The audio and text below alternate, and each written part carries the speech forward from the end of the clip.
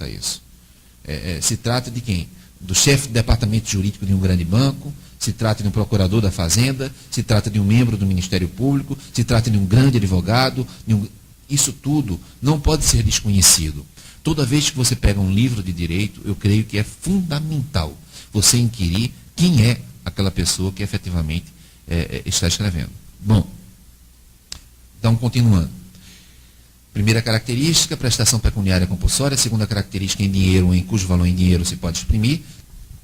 Terceira característica, não é sanção de ato ilícito. Aí chegamos a uma outra característica. Tributo é uma prestação instituída em lei. Princípio da legalidade. Nota bem, com relação a esse princípio da legalidade, eu vou fazer aqui alguns breves registros. Nós já estudamos os princípios constitucionais. Entre os princípios constitucionais, estudamos o princípio da legalidade. Daí eu fazer aqui alguns registros em resumo. Diria o seguinte: a lei, essa ideia de lei que nós temos no Brasil, talvez esteja superada. Explico por quê. Realmente, no século XVII, no século XVIII, havia um monarca absoluto. E esse monarca absoluto, de onde promanava todo o poder, agora as eleições francesas foram objeto de discussão, e ainda são objeto de discussão nesse final de semana e até hoje, uma terça-feira. Então, havia um rei, o Luís XIV, que dizia que o Estado sou eu, l'état c'est moi. Percebem? Então, a lei existia para conter o poder do Estado. Se o Estado era o rei, para conter o poder que o monarca absoluto possuía. Era essa a perspectiva da lei.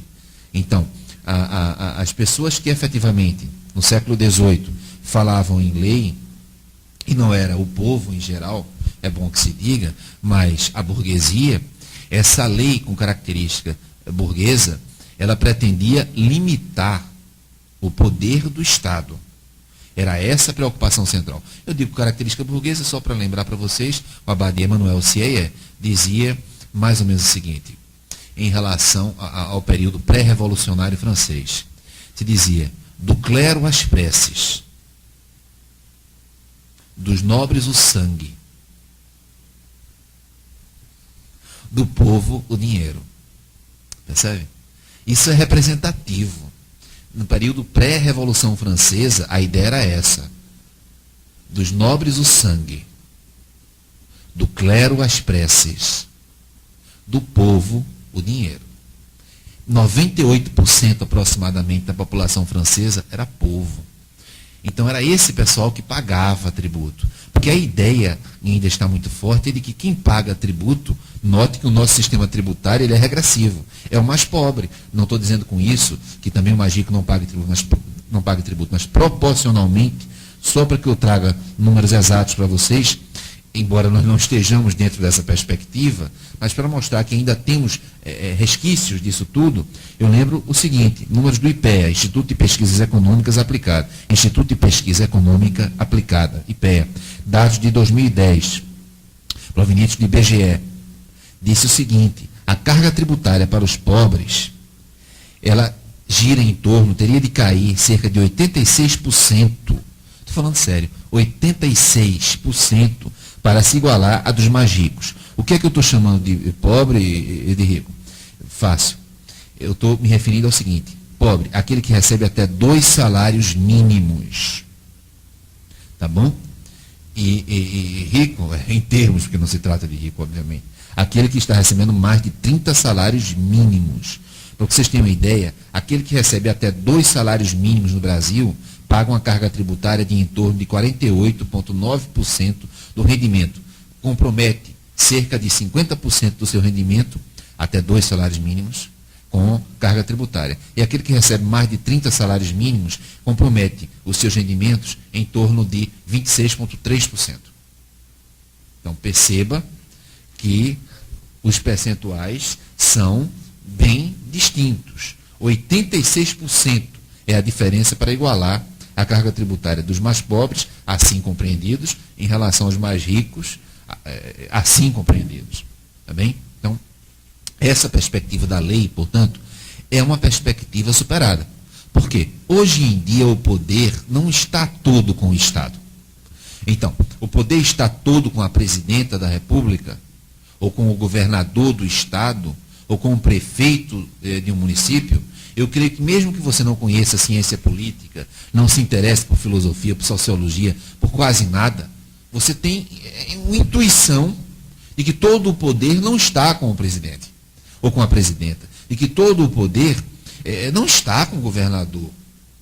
Então, o poder não está mais centralizado no Estado. O poder, atualmente, ele, efetivamente, está, de algum modo, diluído pela seara econômica. O poder econômico é um poder fortíssimo, muitas vezes além do poder político.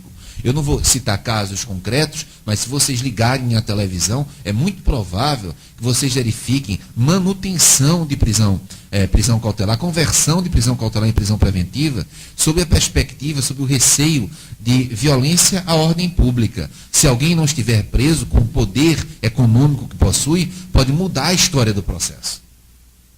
Estou sendo claro com vocês? Então, o poder não está todo concentrado no Estado atualmente. O poder se encontra também fora do Estado. E, portanto, a lei, ela não pode apenas tomar em consideração de ser um veículo de contenção do poder estatal. A lei, ela precisa dar novos passos. É um veículo de contenção do poder. O Estatuto, por exemplo, de Defesa do Consumidor, é um passo nesse sentido, que a população precisa perceber. A lei não deve existir apenas para conter o Estado. A lei existe para conter o poder, e pode ser estatal ou não. Estou sendo claro com vocês? Isso é fundamental, porque normalmente quando se fala em direito tributário no Brasil, quando se fala em relação tributária no Brasil, se fala em Estado contra o contribuinte. Dando a entender que o contribuinte, nesse conceito contribuinte, há uma homogeneidade. Nós já vimos aqui, não há homogeneidade em relação ao contribuinte. O nosso sistema tributário ele é regressivo.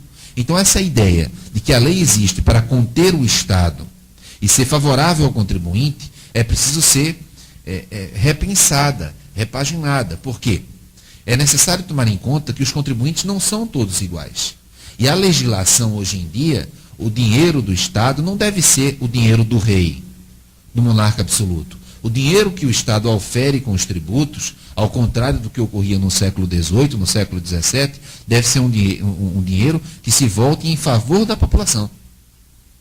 É um dinheiro que deve se voltar em favor da educação, em favor da saúde, em favor da segurança pública, em favor, enfim, de aposentadorias e pensões. Mudar essa ótica é muito difícil. Nada mais. Mudar a lei, o Brasil dá exemplo disso. Nós temos a inflação normativa. Não é tão difícil assim. Agora, mudar a mentalidade a respeito da lei é um desafio, talvez, intransponível por algumas décadas no Brasil. Mas a ideia é essa, que você não coloque o Estado contra o contribuinte, como normalmente os meios de comunicação fazem. É necessário tomar em conta que o Estado não pode ser, nesta relação, contra o contribuinte. Essa relação vai entrar em falência. Se o sujeito ativo estiver sempre contra o sujeito passivo, essa relação entra em falência. Não é isso. Na verdade, é necessário tomar em conta que a lei existe para limitar o Estado, sujeito ativo da relação tributária, mas também para limitar aqueles contribuintes que cometem atos de sonegação, atos de lavagem. A lei não é só contra o Estado no âmbito do direito tributário. A lei também é contra o mau contribuinte. Aliás, nem sei se merece esse nome, contribuinte, porque se não contribui, não é contribuinte, mas sonegador ou coisa que o valha. Claro que também me parece haver necessidade de distinguir entre aquele que sonega, aquele que falsifica, aquele que frauda, daquele que é inadimplente, aquele que não paga efetivamente sem falsificação. É evidente que em uma execução fiscal, que tem uma recuperação de ativos baixíssima no Brasil, cerca de 1% na área federal, nós estamos lidando com inadimplente. É preciso cobrar do inadimplente. Mas a cobrança do inadimplente não deve se confundir com a cobrança em relação ao sonegador. Estou sendo claro com vocês? Então, momento histórico superado, princípio da legalidade. É fundamental tomar em conta isso. A questão dos fins do Estado. Atualmente, os fins do Estado são diferentes daqueles fins que eram perseguidos dentro de um Estado autoritário ou totalitário. Isso não é novidade. Se vocês quiserem desenvolver um pouco mais isso que eu estou falando, que obviamente não é algo específico meu, eu diria para vocês que há vasta literatura europeia sobre isso que eu estou tentando desenvolver. Se vocês entrarem naquele meu site, www.orem.cjb.net, eu não tenho tempo de falar sobre tudo isso aqui. Vocês vão ver uma bibliografia muito extensa, quem tiver interesse, tá certo? Que trata também deste assunto que eu estou, em resumo, desenvolvendo agora com vocês. Tá bom? Bom, continuando. Quinta característica. Então, tributo é uma prestação pecuniária compulsória, em dinheiro, não é sanção de ato ilícito e é uma prestação instituída em lei. Continuo. Instituída em lei e prestação cobrada mediante atividade administrativa plenamente vinculada. Atividade administrativa plenamente vinculada. Aqui eu só faço algumas lembranças para vocês. Eu digo o seguinte, é muito comum dizer-se que os atos administrativos, eles podem ser discricionários e vinculados. Claro que alguns falam também em atos arbitrários, mas o ato arbitrário é o ato que descumpre a lei. Não é? O ato vinculado e o ato discricionário não descumprem a lei. O ato discricionário, nele, há uma liberdade maior para o administrador, onde se fala em conveniência e oportunidade. O fato, contudo, de se falar em liberdade maior, em conveniência, em oportunidade, em relação ao ato discricionário, não significa dizer que essa liberdade seja total. Nada, nenhum direito, ele é ausente de limites. Existem limites. Competência, forma e finalidade. Mesmo o ato discricionário só pode ser praticado por autoridade competente, na forma especificada em lei e de acordo com uma finalidade pública. É necessário tomar isso em conta, mesmo o ato chamado discricionário. Só que a atividade administrativa que aqui se fala em direito tributário é plenamente vinculada. O que significa dizer? Significa dizer o seguinte, que o artigo 100 e o artigo 146 do Código Tributário Nacional buscam reduzir a vaguidade da lei. Porque a lei é um objeto social. Então, quando eu leio uma lei, quando um partido político lê uma lei, quando um outro partido político lê uma lei, é natural que existam diferenças na minha leitura e na leitura de um partido político A, B, C ou Z. Estou sendo claro? Então, os objetos culturais, eles são encarados de variadas maneiras. A interpretação da lei não tem que ser uma só. Só que o direito tributário, como lida com dinheiro, não é pouco, ele deve ao máximo buscar reduzir favoritismos e perseguições. Evitar a interpretação da lei, já que eu gosto dessa pessoa, já que ele financiou a minha campanha, aí eu interpreto de uma maneira mais amena. Aquele outro, como não financiou a minha campanha, aquele eu não gosto, aí eu trato de interpretar de uma maneira menos amena. Para evitar favoritismos e perseguições, o artigo 100 do Código Tributário Nacional trouxe o que se chama de normas complementares. Vou tentar explicar isso aqui. O decreto. O decreto é encaminhado pelo chefe do Executivo para os seus servidores. O chefe do Executivo, ele é chefe da administração pública. Então, o decreto, ele não força um comportamento do cidadão comum. Ninguém será obrigado a fazer ou deixar de fazer alguma coisa, senão em virtude de lei. Artigo 5º, inciso 2º da Constituição. Ninguém é obrigado a fazer ou deixar de fazer alguma coisa, senão em virtude de lei. E para que serve o decreto? Para a fiel execução da lei. É um comando que o administrador público dá aos seus comandados, dá aos seus servidores, para interpretar a lei, não de um modo ou de outro, sem zigue-zague, mas interpretar a lei de acordo com o decreto. Então, isso pretende fazer com que o decreto haja a fiel execução da lei. Evite-se, na interpretação da lei, favoritismos e perseguições. Estou sendo claro com vocês? E isso não fica apenas com o decreto. Reduzindo a vaguidade do decreto, as portarias, os avisos e as instruções. Eu sei que em direito tributário muito se discute e se critica esses atos infralegais. Mas a finalidade dos atos infralegais, artigo 100 do Código Tributário Nacional, tem esse objetivo, tem esse intuito, é evitar favoritismos e perseguições. Pegar uma lei que é ampla, que é geral, quase sempre a lei é geral, e reduzir a vaguidade e aplicá-la sem favoritismos e perseguições. Reduzindo a vaguidade. O decreto, a portaria, a instrução e por aí vai. Até se chegar ao costume, note bem. É importante, o artigo 146 do Código Tributário Nacional adota esta perspectiva. O costume tem, mas o direito tributário não é um direito de legalidade, não é um direito, alguns chamam de tipicidade cerrada, legalidade estrita, mas o costume tem espaço. É o que eu disse há pouco.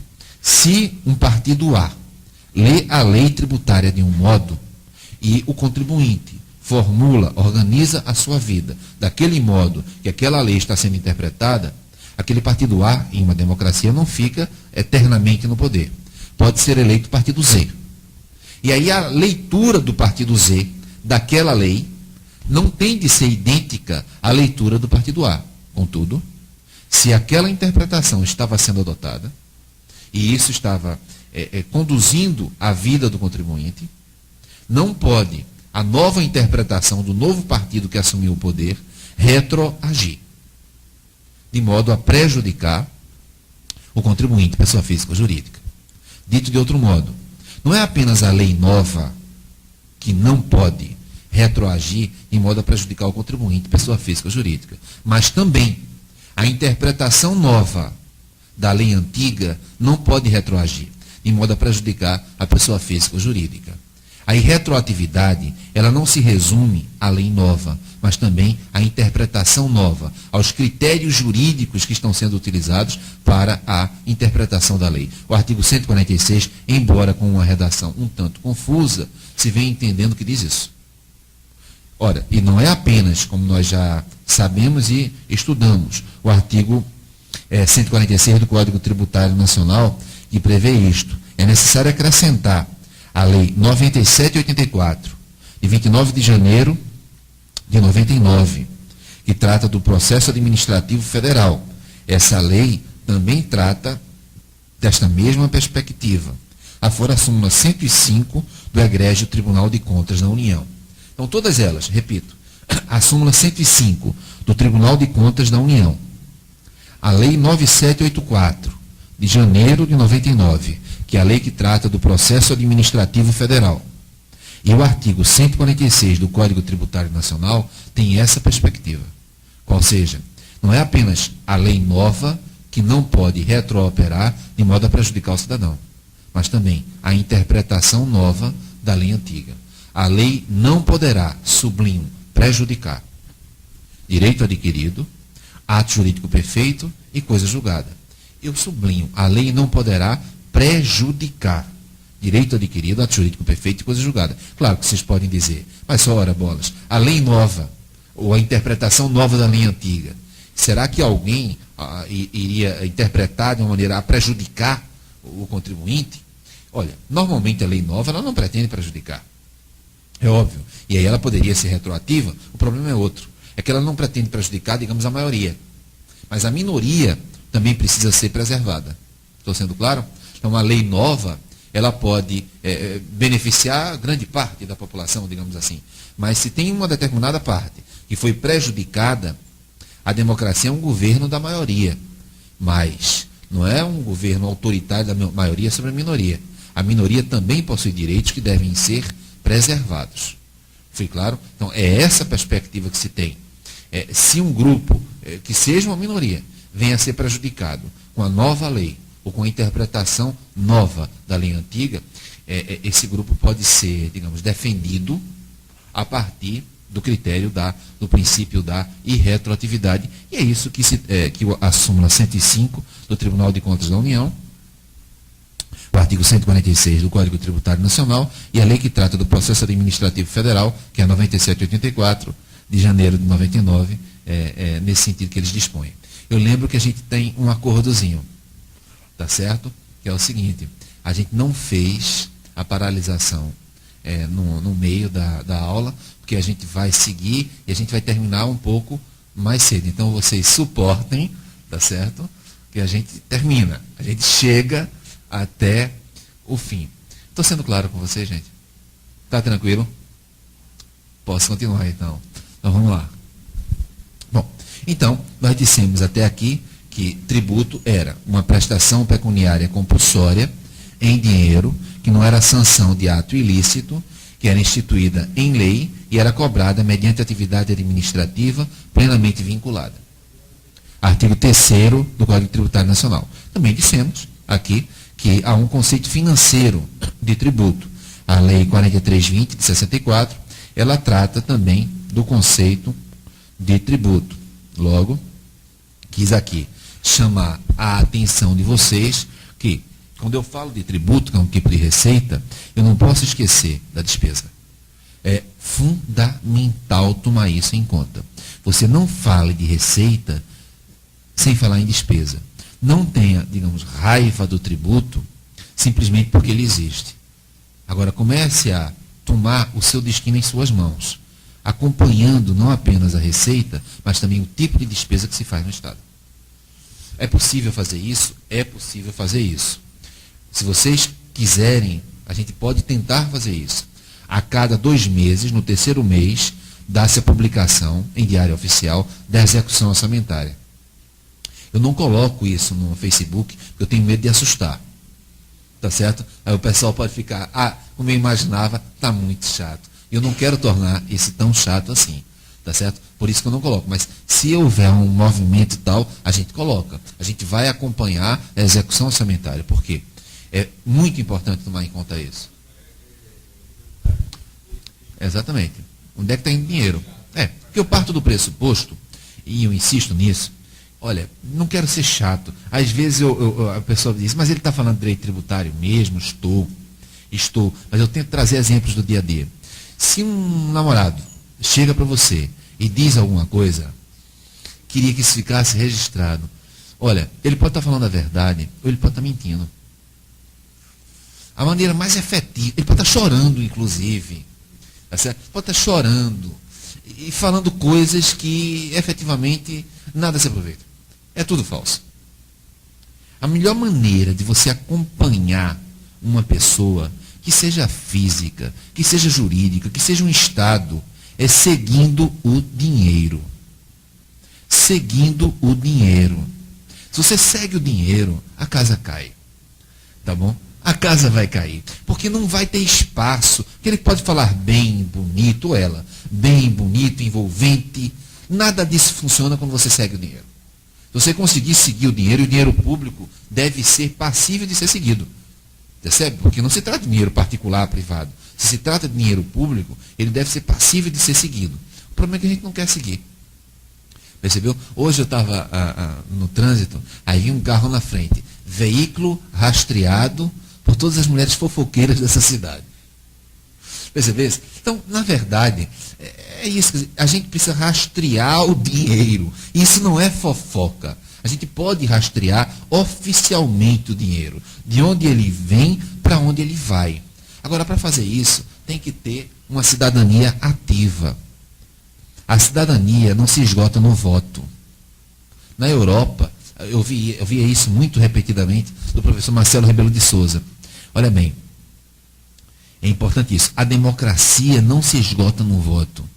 É no dia a dia que você consegue construir uma democracia. E é dentro desse sentido que eu vou falar agora sobre limites e competência. É fundamental que se perceba que o administrador não é dono da coisa pública. Que administrar é aplicar a lei de ofício. O administrador, eu insisto, não é dono da coisa pública. Ele está submetido a limites. O que em direito constitucional se fala em organização. Organização do Estado. O Brasil é uma federação. O Brasil é um país enorme. O Brasil é um país continental. com hábitos diferentes, é um dos maiores países em extensão do mundo. O Brasil é o 4º país do mundo em extensão territorial contínua e o 5º país do mundo em extensão territorial descontínua, com um detalhe: praticamente toda a área agricultável, área ecúmena.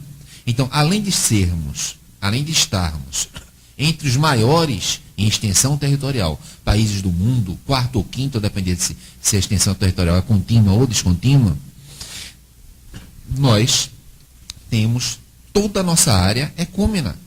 O Nordeste é área ecúmena, agricultável. E países maiores do que o Brasil têm parte da sua área sem ser agricultável. Então, o Brasil tem essa característica fundamental. E é necessário organizar esse Estado extremamente assimétrico. Nós temos assimetrias no Brasil, sociais, econômicas, profundas. O modo de pensar da pessoa do Sul não coincide, muitas vezes, com o modo de pensar da pessoa do Nordeste ou da pessoa do Norte.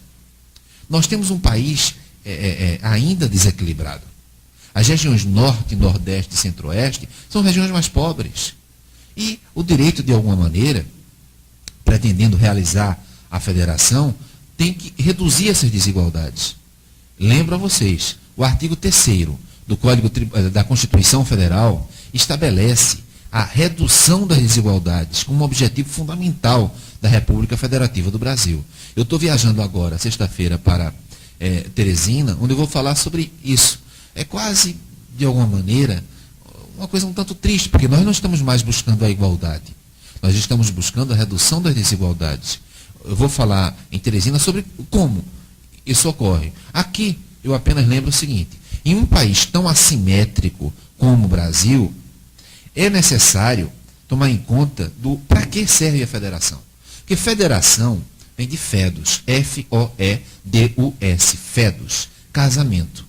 Ora, se a federação é um casamento pressupõe não que o mais fraco fique cada vez mais fraco e que o mais forte fique cada vez mais forte. Porque se for assim, esse casamento não serve. Estou sendo claro? A ideia base é fazer com que, não com que o mais forte fique mais forte e o mais fraco fique mais fraco, abrindo um abissal entre os dois, mas fazer com que o mais fraco fique menos fraco, através de atitudes que o mais forte venha a tomar.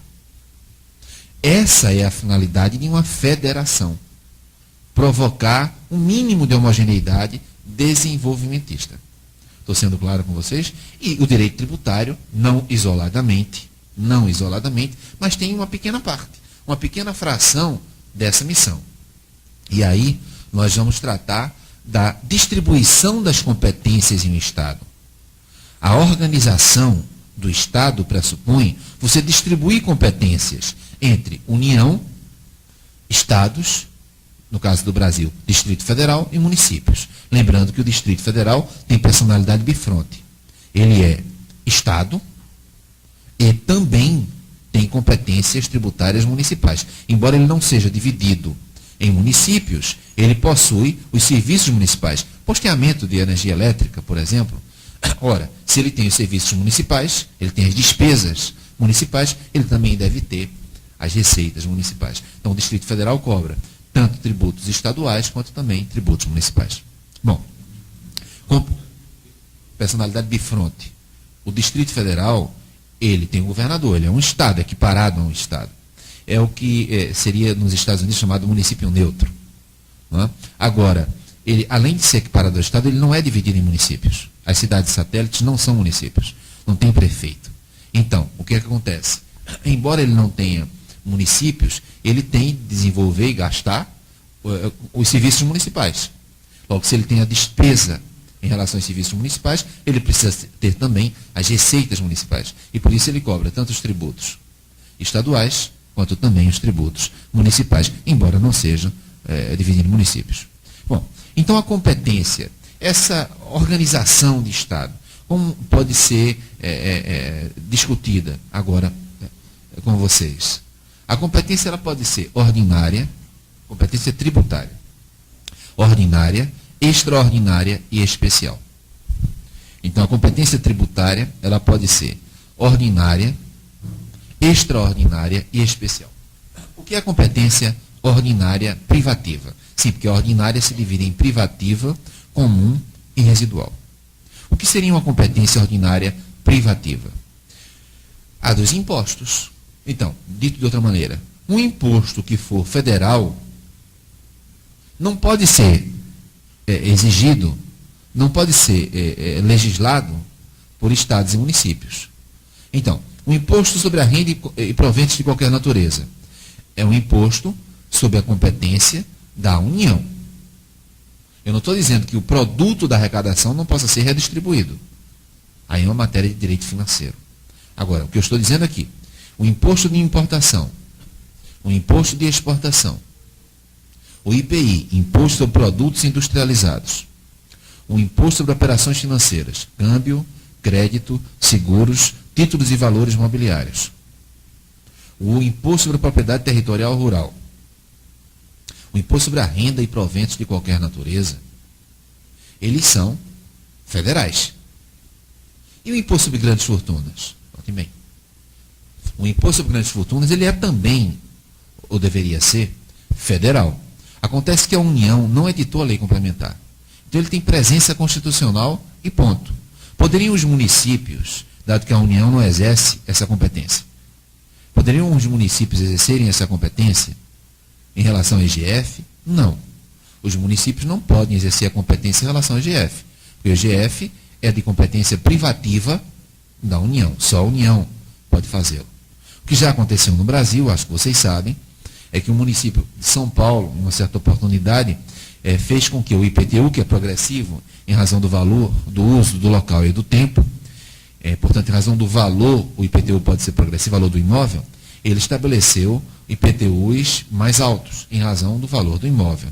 E alguns entenderam que aquele IPTU mais alto em razão do valor do imóvel era o IGF, portanto, uma atitude inconstitucional do município, no caso de São Paulo. Eu não vou aqui responder, eu vou apenas deixar que vocês reflitam sobre esse assunto, mas dizer que não me parece que IPTU, progressivo em razão do valor do imóvel, se confunda com IGF, Imposto sobre Grandes Fortunas. IGF realmente o município não pode criar. Bom, então, os impostos são de competência ordinária privativa. O que é de Estado não é de União nem de município. O que é de município não é de Estado nem de União. Não há hierarquia entre União, Estado e município.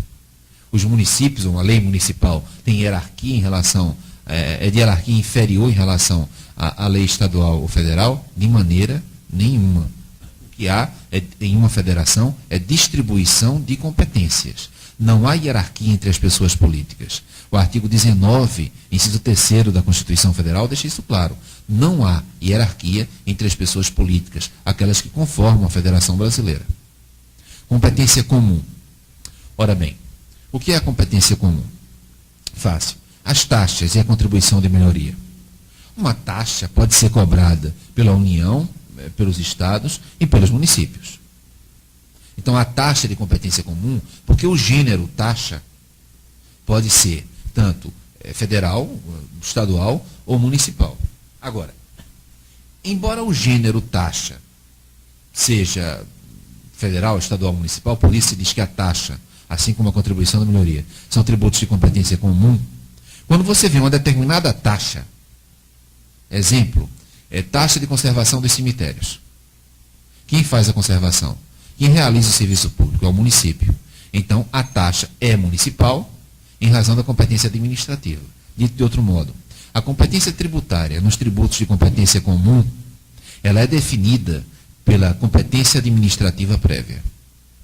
Você precisa identificar a competência administrativa para reconhecer a competência tributária. Estou sendo claro com vocês? A mesma coisa, digamos, porte de arma, arma comum. Quem dá o alvará é o Estado, então a taxa é estadual. Quer tirar passaporte? Polícia Federal. Bom, então, se o serviço é federal, a taxa será federal. Então, note, nos tributos de competência comum, não é que haja uma desordem. Não. tributo de competência comum em gênero pode ser cobrado por União, por Estado, Distrito Federal e municípios. Agora, a competência tributária vai ser definida em razão da competência administrativa prévia. E a competência residual, então, daí vocês já notam o grau de aproximação entre o direito administrativo e o direito tributário. Diria até que o direito tributário é direito administrativo. Claro, tem uma perspectiva, tem por objeto o tributo, mas o direito tributário é um direito da administração também. É um direito onde a administração faz parte. Bom, digo isso por quê? Porque a competência ordinária residual, a competência ordinária residual tributária, artigo 154, inciso 1º, ela é federal. A competência residual tributária, ela é federal. A competência residual administrativa, artigo 25, ela é estadual. Então, nota, a competência residual tributária, que é a que nós vamos, por motivos óbvios, mais tratar aqui, logo adiante, ela é federal. A competência residual administrativa no Brasil, na Federação Brasileira, não tinha de ser assim, mas na Federação Brasileira, ela é estadual. Mas o que me interessa agora é a competência residual tributária. Só a União. Só através de lei complementar, o veículo próprio. E detalhe, importante, a competência residual significa que fato gerador e base de cálculos que não estejam utilizados. Vão ser utilizados fato gerador e base de cálculos que não estejam sendo utilizados. Por isso, residual. Tá bom? Então, competência residual tributária só é desenvolvida pela União. Só através de lei complementar. E deve ter fato gerador e base de cálculos próprios, distintos daqueles já consignados no texto constitucional. Exemplo, Hélio. Olha, o exemplo mais destacado que eu posso aqui mencionar é o seguinte. Durante um certo período, no texto originário da Constituição, artigo 195, estabeleceu-se que a Seguridade Social, o dinheiro da aposentadoria, da pensão, da saúde pública, da assistência social, da previdência social, a Seguridade seria custeada por algumas bases imponíveis, digamos assim. E entre essas bases imponíveis estavam o faturamento, o lucro e a folha de salário. Folha de salário. Então, o que aconteceu? Era textual o texto originário. Folha de salário custeando a Seguridade Social. Ocorre que administrador, avulso e autônomos não recebem salário. Porque, pelo menos do ponto de vista trabalhista, salário é uma remuneração para um empregado. E o administrador da empresa não é empregado. Acompanha isso, gente. O administrador da empresa não é empregado. O avulso e o autônomo também não. E aí veio a dúvida. Sobre aquilo que recebe, chama-se normalmente de prolabore. O administrador, o avulso e o autônomo deveria incidir a contribuição em favor da Seguridade Social? Note que a folha de salário era a base imponível. E nós não estamos falando em salário. Estamos falando em prolabore. De início, os tribunais de passagem, regionais federais, e mesmo o Superior Tribunal de Justiça, compreenderam que, como quem informava o sistema de seguridade era o princípio da solidariedade, à época era esse princípio, da solidariedade, e não da contributividade. Como quem informava era o princípio da solidariedade, não teria sentido o empregado, ou sobre o empregado, sobre o salário do empregado, haver a contribuição para a seguridade. E sobre o prolabore do empregador, não haver a contribuição para a seguridade. Então, a jurisprudência foi toda caminhando nesse sentido. Que se sobre o salário do empregado há a contribuição para a seguridade, pelo princípio da solidariedade, também sobre o prolabore do empregador. Só que, cerca de 6 recursos extraordinários, controle incidental, chegaram ao Supremo Tribunal Federal.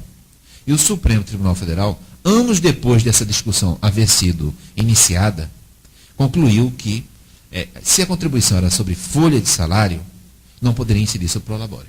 Isso gerou um problema para a Seguridade Social no Brasil, porque O Supremo disse, olha, salário é um conceito que já está lá no direito trabalhista. Então, se o direito tributário quis pegar de empréstimo, não pode mudar o conceito de salário. Artigo 109 e 110 do Código Tributário Nacional. Bom, isso gerou uma ausência de receita. Aí o que fez o poder público? Através de lei complementar, criou uma contribuição de cerca de 20% sobre o prolabore de avulsos autônomos e administradores. Exercício de competência residual. Fui claro com vocês? Então, como não estava o prolabore como uma fonte de custeio da Seguridade Social, só a folha de salário, então ele tratou de exercer a competência residual. Acho que foi o caso mais emblemático dos últimos anos sobre o exercício de competência residual. Lembro, contudo, que houve uma emenda constitucional nos idos de 98 e 99 ao artigo 195, que agora sim acrescentou à folha de salário e demais rendimentos do trabalho. E aí, o que antes era residual, deixou de ser residual, porque houve uma emenda que estabeleceu que não apenas a folha de salário era uma fonte de custeio da Seguridade Social, mas também os demais rendimentos do trabalho, aí inserindo o prolabore. O que fez com que fosse possível alterar essa lei complementar, que era decorrente de competência residual, por lei ordinária. Porque a lei ordinária que alterou essa lei complementar, ela fundou-se na Constituição, que não mais estabelecia para efeito de competência residual os demais rendimentos do trabalho, que já estava agora está no texto constitucional, no artigo 195, a expressão e demais rendimentos do trabalho. Portanto, deixou de ser ao que era de competência residual e, portanto, o veículo normativo adotado foi a lei complementar, deixou de ser de competência residual por força de uma emenda constitucional. E daí a lei complementar sendo alterada por lei ordinária, porque a Constituição estabeleceu que aquela matéria não era mais de competência residual. Porque quem firma a competência das pessoas políticas, quem firma a Federação Brasileira, é a Constituição. Não é uma tarefa fácil. Então, note que qualquer reforma tributária não apenas vai lidar com a alta carga tributária e com isso reduzir, ou com a redistribuição entre patrimônio, renda e consumo, e redistribuir. Também vai entrar numa discussão muito grande, discussão entre os estados, União e municípios. Porque se você quiser reestruturar a Federação Brasileira, alguém vai ter que perder em favor de alguém. Então, esse é um outro problema grande para qualquer reforma tributária. O que fica com a União, o que fica com os estados e o que fica com os municípios. Eu lembro, essa discussão é intensificada, que o Brasil é um país desigual, extremamente assimétrico ainda. Então, se você disser que o dinheiro deve ficar com os estados e você reduzir o dinheiro da União, você pode estar aparentemente fazendo uma coisa boa para os estados produtores. Mas para os estados consumidores isso pode não estar ocorrendo. Então, note, me parece fundamental voltarmos à questão de quem falou. Quando você lê um autor do sul ou do sudeste, ele pode ter uma perspectiva, não por maldade, mas ele pode ter uma perspectiva de um direito tributário para o sul e para o sudeste. Então, é necessário também, creio eu, que o nordeste, que o norte, comece a formar, ou continue a formar, a sua perspectiva do que é o direito, ou que deve ser o direito. Isso é importante. Então, quando você pega um livro que seja de direito tributário ou de qualquer outro ramo do direito, e você verifica a procedência do autor, claro que a procedência do autor também interfere no modo como ele vê as coisas, no modo como ele vê o direito. O ICMS é um exemplo disso. O que fazer em relação ao ICMS? ICMS, há um convite que eu faço para vocês. Nos dias 18 e 25 de maio, pela manhã, na Universidade Católica de Pernambuco, terceiro andar, salvo engano, sala 310, eu vou ter alguns alunos que vão fazer apresentações de monografias. Tá certo? Entre as monografias estão duas delas sobre ICMS. ICMS sobre comércio eletrônico. Explico melhor, faz parte do que nós estamos agora conversando. Ora, o Estado produtor, ele vê o ICMS no comércio eletrônico de um jeito, o Estado consumidor de outro. Então, o ICMS deveria ficar onde? No Estado que produz, ou no Estado, o consumo ocorreria onde? No Estado que produziu ou no Estado que consumiu? Quando você compra pela internet, o ICMS deve ser pago para o Estado que vendeu ou para o Estado que tem um consumidor que comprou. Não é uma discussão pequena, é uma discussão grande, cada vez mais intensificada com o comércio eletrônico. Nós temos 2 trabalhos sobre isto pela manhã, nos dias 18 e 25, são 2 sextas-feiras de maio. E no dia 25 de maio, também faço esse convite para vocês pela tarde, eu tenho um aluno que é membro do CARF, que é o Conselho Administrativo de Recursos Fiscais. Note bem, ele vai falar sobre algo com o qual ele trabalha, ele é auditor da Receita Federal. Ele vai falar sobre algo que ele trabalha. O que é o CARF? O CARF provavelmente seja o Tribunal Administrativo Tributário mais importante do Brasil. Então note, eu insisto, que é muito importante você considerar para a fixação da competência esses aspectos. O Brasil é um país tremendamente assimétrico. A partir das 2 horas da tarde, não, pela manhã, a partir das 10 horas da manhã, tá bom? Nos dias 18 e 25, são 2 sextas-feiras. E no dia 25, só no dia 25, à tarde, no mestrado da Universidade Católica, no bloco executivo, 3º andar, lá no anfiteatro, vai ter a apresentação dessa dissertação de mestrado sobre o CARF, Conselho Administrativo de Recursos Fiscais. É um tema muito relevante. Eu espero que vocês, ou que pelo menos uma parte de vocês, esteja por lá, tá bom? Continuando. A competência tributária também pode ser extraordinária. O que é uma competência extraordinária? Note bem. Assim como o artigo 154, inciso 1º, trata da competência residual, o inciso 2º trata da competência extraordinária, em situação de guerra externa ou iminência de guerra externa. Artigo 154, inciso 2º. Só a União pode exercer a competência extraordinária no Brasil, mas basta lei ordinária. Só a União, agora, por lei ordinária, pode desenvolver essa competência. Detalhe, a competência extraordinária em período de guerra custa caro. Guerra custa caro.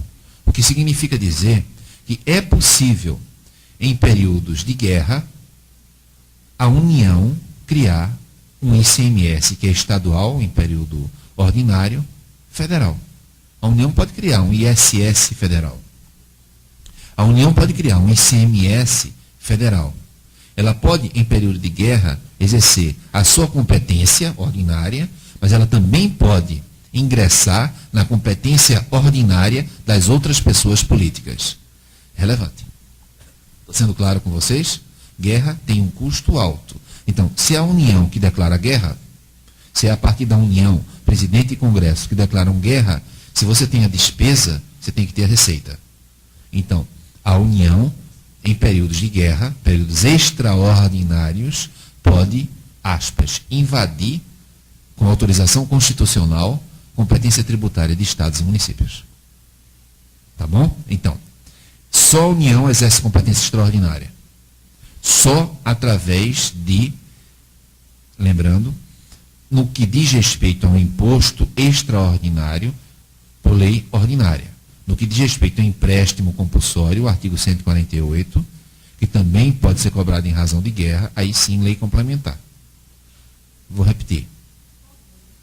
Repetindo. O imposto extraordinário, só guerra externa, em iminência de guerra externa.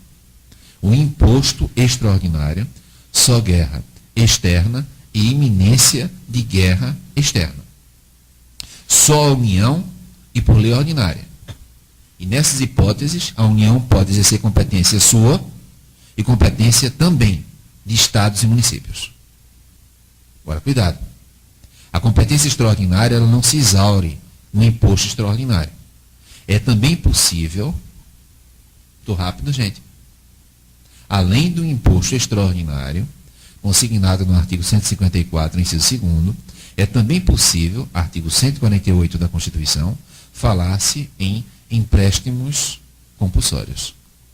E aí o empréstimo compulsório, ele pode decorrer de guerra externa, iminência de guerra externa, calamidade pública, portanto vai além de guerra externa, já acrescentei agora calamidade pública, e investimento público, de caráter urgente e de relevante interesse nacional.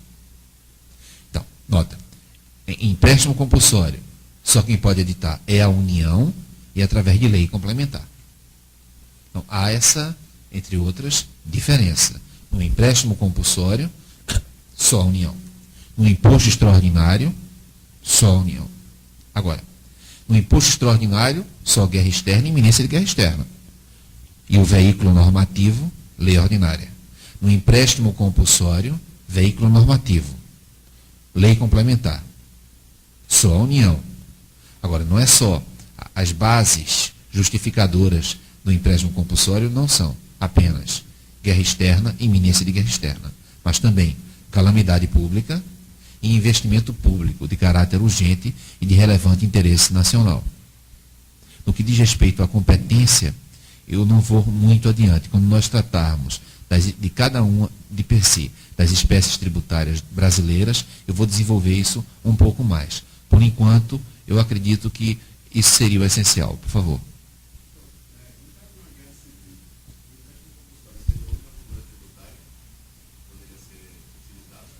Não, como a gente tentou colocar, você me permite responder novamente, é o seguinte: o imposto extraordinário, guerra externa e iminência de guerra externa.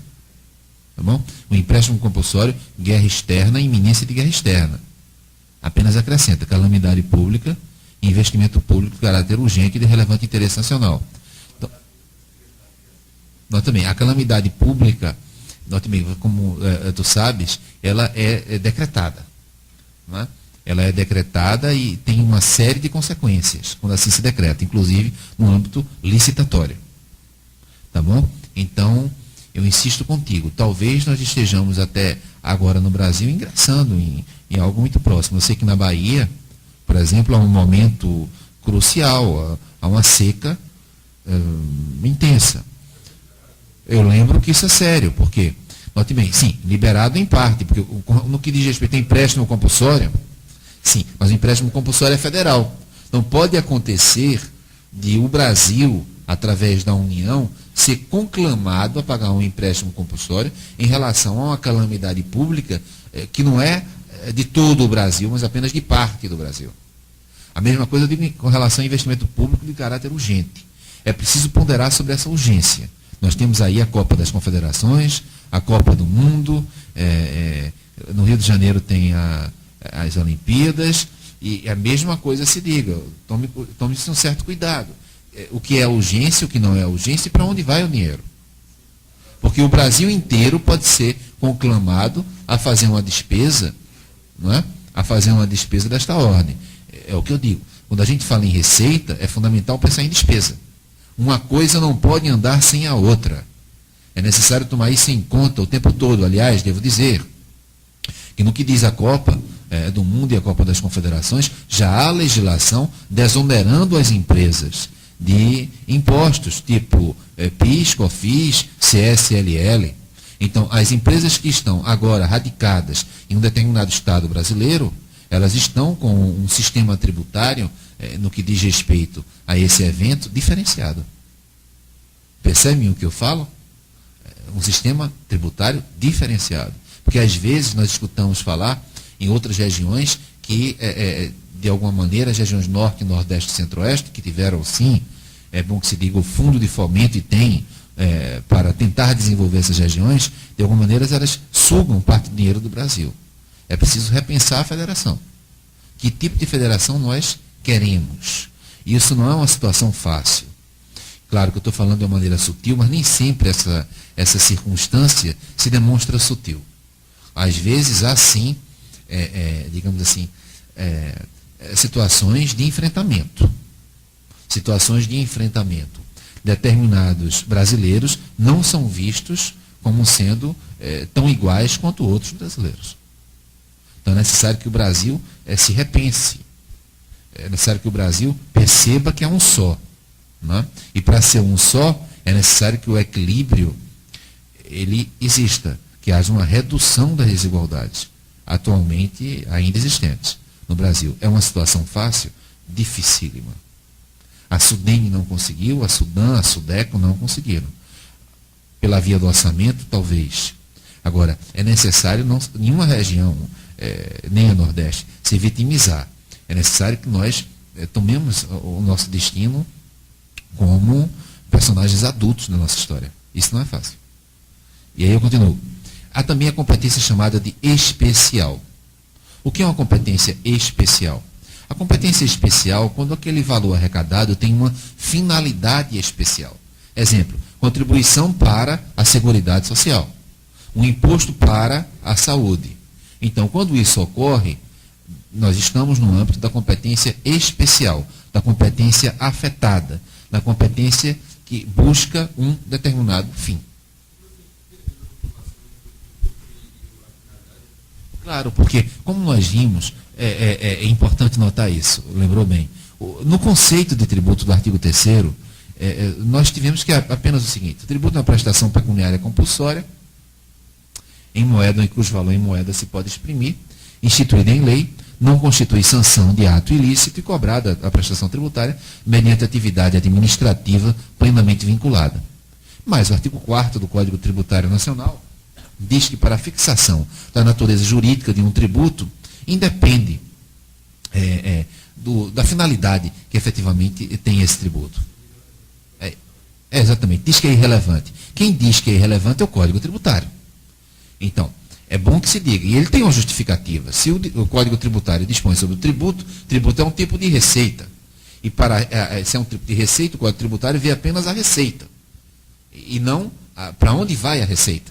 Então, é essa perspectiva do artigo 4º do Código Tributário Nacional. Ele está na perspectiva do direito tributário. Então, a perspectiva do direito tributário. É nesse sentido que vai o artigo 4º. Ele está preocupado, não é com a finalidade do tributo, para onde está indo o tributo. Ocorre que, quando há uma contenda entre o Código Tributário e a Constituição, prevalece a Constituição. Você interpreta o Código Tributário de acordo com a Constituição, e não o inverso. Isso é um palmilhar de direito tributário. É um aspecto básico do direito tributário. Então, se a Constituição diz que existem tributos que têm no seu regime jurídico como fundamentais as suas finalidades, as contribuições para a Seguridade Social. Então, não é o Código Tributário que vai ser empecilho para a Constituição. Nós iniciamos dizendo isso, lembra? Quando nós dissemos que, olha, o Código Tributário, ele não mudou no artigo 3º, ele é de 66. E o Supremo Tribunal Federal disse que as contribuições previdenciárias atualmente são tributárias. Antes não eram havidas como tributárias. Então, quando você compara a carga tributária de antes de 88 com a carga tributária atual, você está comparando grandezas distintas. As contribuições previdenciárias não eram consideradas tributárias. Lembra que nós falamos sobre isso? Então, essa é a ideia. Então, para a Constituição, interessa sim que o dinheiro vá para a Seguridade Social. Faz parte do arcabouço jurídico, do desenho jurídico das contribuições para a Seguridade Social, a sua finalidade, a sua especialização. Nós já tivemos no Brasil problemas sérios. As contribuições dirigidas à Seguridade Social, algumas vezes não foram dirigidas à Seguridade Social. A Ponte Rio-Niterói, que não fica, é um estado. Brasília é mais um exemplo. Então, note que quando se fala da Previdência hoje em dia, normalmente se atribui a culpa para o déficit, suposto déficit da Previdência, suposto, porque há números que não dizem que esses déficits são atuais, mas são futuros. Não é? Então, é necessário tomar em conta esses aspectos. Quer dizer, não foi apenas uma determinada... Não é o rurícola que não contribuiu para a Seguridade Social que forma um déficit na Seguridade Social. Até porque o Fundo Rural, às vezes eu escuto isso e eu fico triste, porque, como vocês sabem, eu trabalho na Justiça Federal, eu sou juiz federal desde 93. Um dos processos mais comuns na área federal, um dos processos mais comuns mesmo, qualquer juiz que, como eu, estivesse nos anos 90 na área federal, iria verificar a quantidade de processos de 171, parágrafo 3º, portanto, estelionato qualificado contra o INSS, de fundo rural. Quer dizer, um empresário rural deveria pagar um determinado percentual sobre faturamento para o sistema de seguridade. Isso não estava sendo feito. Não estava sendo feito. Então, note, quando se diz o rurícola não pagou para a seguridade, realmente a contribuição não era incidente sobre folha de salário de rurícola. Mas havia contribuição do fundo rural, que, infelizmente, foi uma das questões mais repetidamente fraudadas no Brasil. Muito comum. As audiências, para que vocês tenham uma ideia, na Justiça Federal, nos anos de 95, 96, não era possível nem fazer audiência um a um processo. Era fila. Fazia, às vezes, audiência de balcão. Tal a quantidade de fraudes no Fundo Rural. Quem foi advogado nesse período, note bem, eu sei que a turma aqui, em média, é muito jovem. Mas quem não é? Quem é jovem? Tá bom? Quem é jovem? É jovem. Mas não é tão jovem assim, tá certo? Vai lembrar perfeitamente o que ocorria na Justiça Federal no Brasil inteiro. Eram filas, eram audiências de balcão de fraudes ao Fundo Rural. Então não se atribua os déficits da Previdência ao trabalhador rural ou empregado doméstico. Me parece que a situação é muito mais séria, inclusive, como nós falamos aqui, de lavagem de bens. Quando você transferiu, e de Caixa 2, quando você transferiu a contribuição, e se está transferindo, da folha de salário para o faturamento, sob o argumento de que, se uma empresa dá muito emprego, não deve pagar mais para a Seguridade porque ela dá muito emprego, e por isso a transferência para o faturamento, infelizmente, a partir de 2002, sobretudo, houve uma sequência inenarrável de Caixa 2. A empresa, ao invés de pegar o faturamento e colocar como sendo faturamento dela, ela pegava o faturamento dela, esvaziava e colocava em laranjas laranja, porque laranja existem em fantasmas, muitas vezes nem existentes. Eu não estou falando de todas as empresas, fique claro. Eu acho que seria uma maldade imaginar, tanto minha quanto das pessoas que estão me escutando, que eu estou falando de todas as empresas. Isso não é fato. Mas várias empresas, não foram tão poucas assim, elas esvaziaram o faturamento. Sob o argumento de que, ora, qual é o problema de ter um Caixa 2? Afinal de contas, todo mundo faz. Não é verdade que todo mundo faz. E quando você faz um Caixa 2, você está tirando dinheiro, repito, da Previdência Pública, da assistência social, da pessoa que recebe um salário mínimo porque é idosa e tem uma renda mensal per capita de abaixo de 1/4 do salário mínimo, ou do deficiente físico que também tem uma renda mensal abaixo de 1/4 do salário mínimo por mês. Então, note que isso é uma criminalidade seríssima, o que, infelizmente, se fez de maneira, infelizmente, muito comum no Brasil a partir de 2002. Tá bom? Bom, pelo menos aferível a partir de 2002. Tá bom? Bom, mas eu continuo. Claro.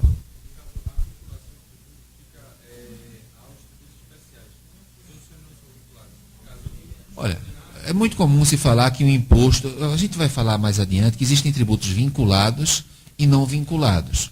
Não é? O que eu posso dizer de imediato é que a vinculação pela Receita, ela também configura regime jurídico de contribuição. As contribuições dirigidas à Seguridade Social, elas são vinculadas pela despesa, devem ir pelo menos, para a Seguridade Social, e como nós vimos, nem sempre foram. Tá bom? Nem sempre foram.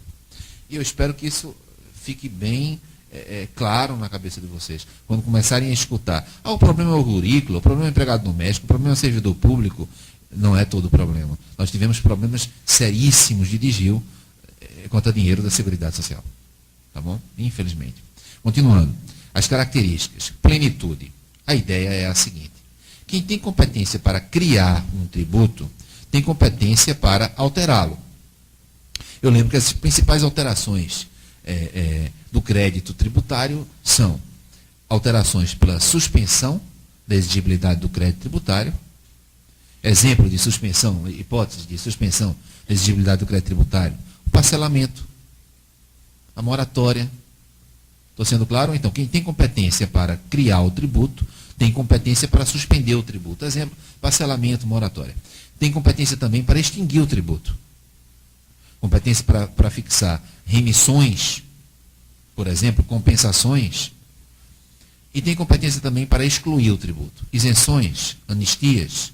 Então, quando se diz que a competência tributária é plena, é porque, em regra, aquela pessoa que tem competência para criar o tributo, tem competência para alterá-lo. E quais são as alterações do crédito tributário?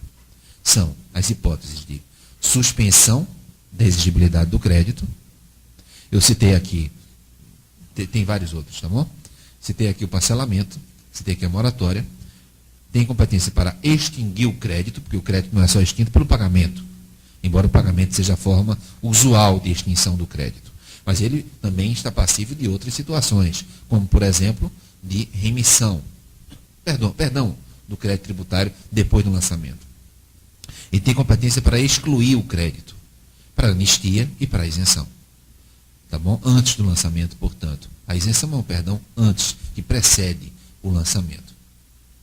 Nesse sentido, ela é plena. Ela é indelegável. Os atos de natureza política são indelegáveis. Exemplo, votar.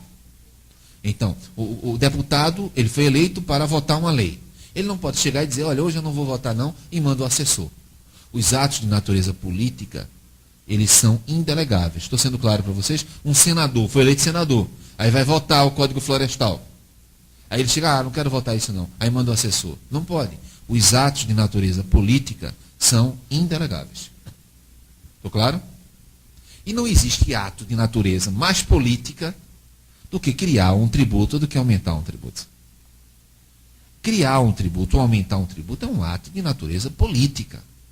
Se a União não quer criar o IGF, tomou uma postura política. O IGF, Imposto sobre Grandes Fortunas. Então, não pode, de repente, delegar ao município ou aos estados. O ato tributário é um ato essencialmente político. De onde vem o dinheiro? De onde eu vou retirar o sustento do Estado? É um ato nitidamente político. Se eu tributo o patrimônio, a renda ou mais o consumo, é um ato nitidamente político. Estou sendo claro, gente? Então, e, portanto, indelegáveis. O que pode acontecer é que existam convênios no sentido de facilitar a arrecadação, a fiscalização e a execução de leis. Então, pode ocorrer, sim, que a União faça convênio com o Estado. Por hipótese, o IPI e o IR, praticamente metade do IPI e do IR não ficam com a União. Formam o FPE, que é o Fundo de Participação dos Estados, o FPM, o Fundo de Participação dos Municípios e o Fundo de Fomento das Regiões Mais Pobres do Brasil, Norte, Nordeste e Centro-Oeste. Logo, o que acontece? Pode haver um convênio da União com o Estado ou com o município. No sentido de arrecadar melhor, mais eficazmente, ou de fiscalizar esta arrecadação. Isso é possível. E o não exercício? O não exercício da competência tributária não a defere a outra pessoa política. O não exercício da competência tributária não a transfere para uma outra pessoa política. Bom, então até aqui nós vimos o conceito de tributo, o conceito tanto financeiro da Lei 4320, quanto o conceito tributário do artigo 3º do Código Tributário Nacional. Claro que completado pelo texto constitucional. Além disso, nós vimos também competência tributária. E hoje nós vamos falar mais uns 10, 15 minutos, prometo a vocês que não vou ultrapassar esse período, sobre os impostos. Tá bom? Então, esse é o nosso assunto de agora.